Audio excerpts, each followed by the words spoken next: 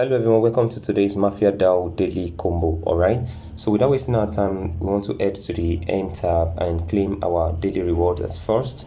So I'm going to click my daily rewards for today, and I'm going to get the daily redo code for today. So the redo code for today is encryption, so I'm going to just type in that here.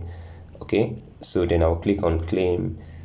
If this is correct, we have 100,000 rewards. Okay, so just like you have on screen. Then we head back to we head back to the mine tab and begin to select our cards one after the other. The cards for today are actually under the business venture tab, so let's start to get them one after the other. So the first one is this NFT gallery, and I'll click on confirm purchase, and I will just scroll down to get the second one, which is Ponzi scheme. So I'll look for that also here.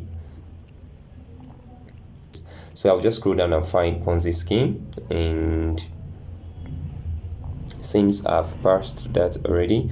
So the third one is this insider trading network, so I'll click on let's go. So I just need Ponzi scheme for the last card.